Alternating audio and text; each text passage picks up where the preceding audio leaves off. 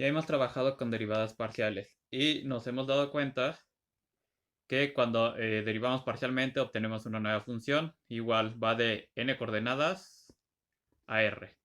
Entonces, por lo tanto, tenemos una nueva función, podríamos derivar de nuevo, dependiendo de ciertas condiciones de la función. Entonces, si derivamos de nuevo, tenemos nuestra derivada parcial de f respecto de xy y la derivamos respecto de xj. Y esta va a ser nuestra notación. La notación acá abajo, acá arriba, el número que está va a ser el número de veces que se ha derivado y el orden de cómo se va a estar derivando se lee de derecha a izquierda.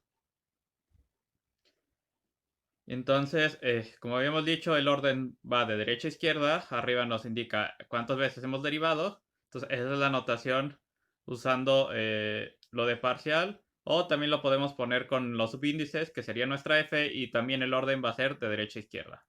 Es decir, primero derivamos respecto de xy y la que obtuvimos lo derivamos respecto de xj. Y entonces, un pequeño ejemplo, tenemos nuestra función x e a la x por y.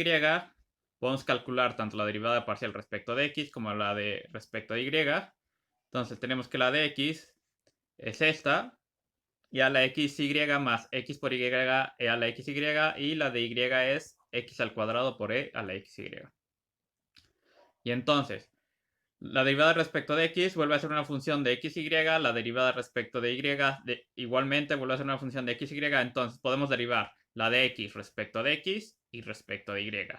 Y igualmente para la de y la podemos derivar de nuevo respecto de y, de x y respecto de y. Entonces, si ven, como estas son de segundo orden, tenemos el 2 acá arriba en la notación. Entonces, de tener dos derivadas de primer orden, vamos a obtener 4 de segundo orden. Entonces, derivando, resulta la de x con x. La segunda respecto de x es esa que tenemos ahí. La de y después de la de respecto de x es esta. Entonces ya acabamos derivando respecto de x, de xy, la que habíamos obtenido respecto de x. Y ahora vamos a derivar la de y igual respecto de x y respecto de y. Y tenemos estas soluciones. Y entonces tenemos 4 de orden 2. De orden 3 tendríamos 8, de orden 4 tendríamos 16 y así seguiríamos yendo. De orden n, si tenemos m variables, de orden n, m, nos quedaría m a la n. Bueno, una nota para la notación, cuando derivamos respecto de la misma variable seguida, entonces podemos limitarnos de escribir eso como es bajo la misma variable. Ponemos las veces que estamos derivando respecto de esa variable como exponente. Y bueno, la notación del subíndice queda igual. Entonces, ahora vamos a derivar nuestra función. Vamos a obtener las derivadas de orden 3 de la función x a la cuarta y al cubo más x al cubo y a la cuarta. Entonces, como es una función de dos variables, x y, vamos a tener 2 de orden 1, 4 de orden 2, porque es dos variables al orden que es 2, y vamos a tener 8 de orden 3, porque sería dos variables al orden que es 3, 2 al cubo nos queda 8. Entonces derivamos, estas son las de primer orden, las de segundo orden son estas 4, y las de tercer orden son estas 8. Y haciendo un análisis, vemos que hay unas derivadas que son iguales del mismo orden.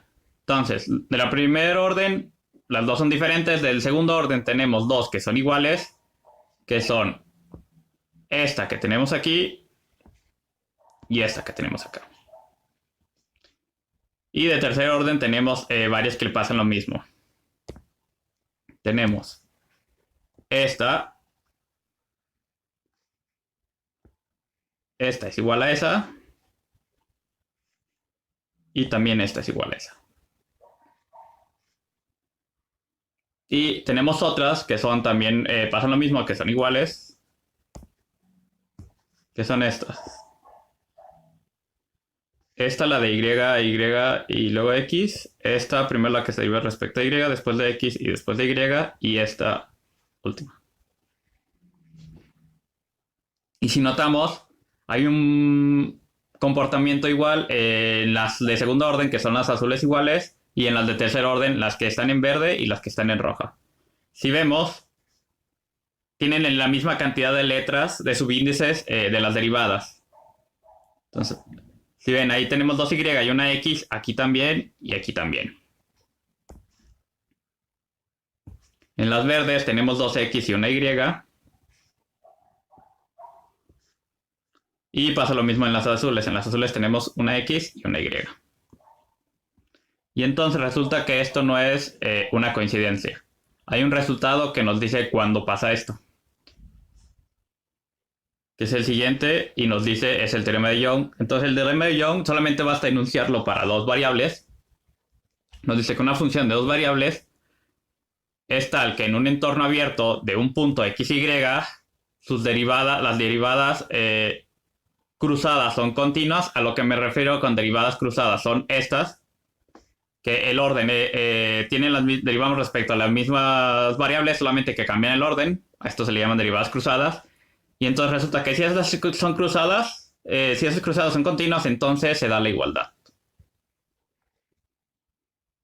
Y solamente basta para enunciarlo en dos variables, porque podemos irnos haciendo el cambio de dos en dos y podemos llegar a cualquiera de las que teníamos. Por ejemplo, la de si empezamos con X, Y,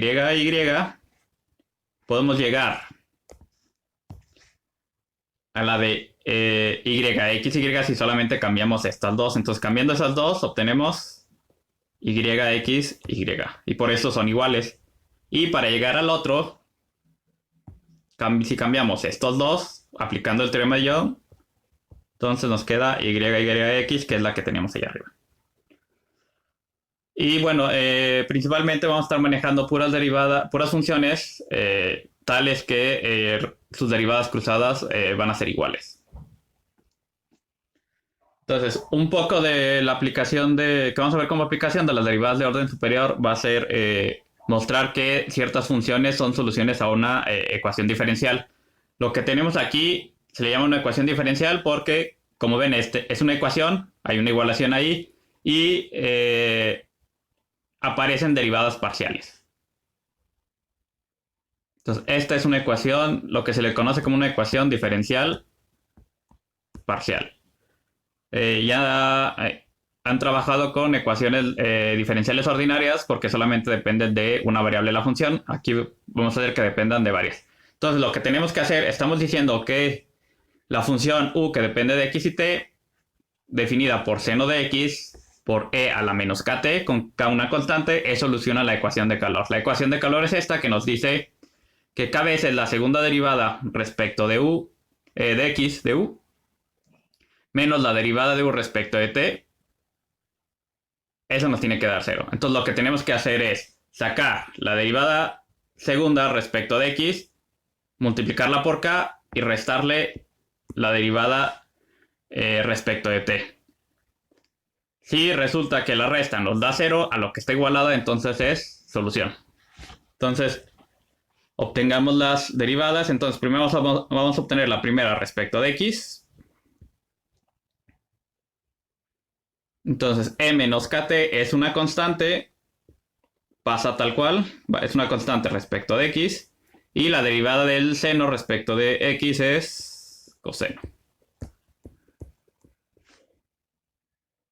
Y ahora, si obtenemos la segunda, que es la que obtuvimos, de nuevo la derivamos respecto de x. Entonces, de nuevo, e a la menos kt es una constante para la función. Si la vemos solamente como función de x, y derivamos la coseno. La derivada del coseno es menos seno de x. Y ahora, si derivamos, obtenemos la derivada respecto de t. La derivada respecto de t, el seno es constante, pasa tal cual. Y la derivada de la exponencial de menos kt, entonces esto está multiplicado por la derivada del exponente, que es menos k, y la derivada de la exponencial, que es ella misma.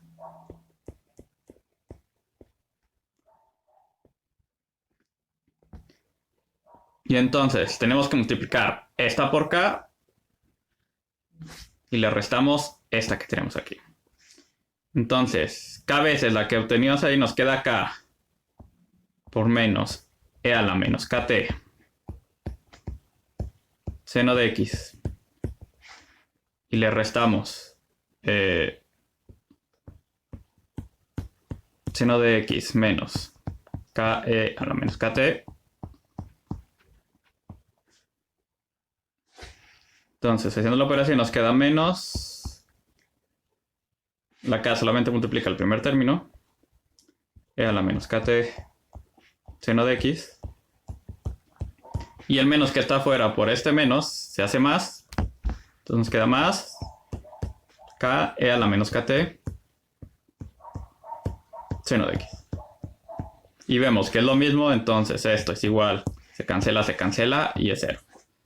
Y como satisface esta ecuación diferencial parcial, pues resulta que sí es solución esta función. Entonces, de esta manera comprobamos que esa función satisface esa ecuación diferencial parcial.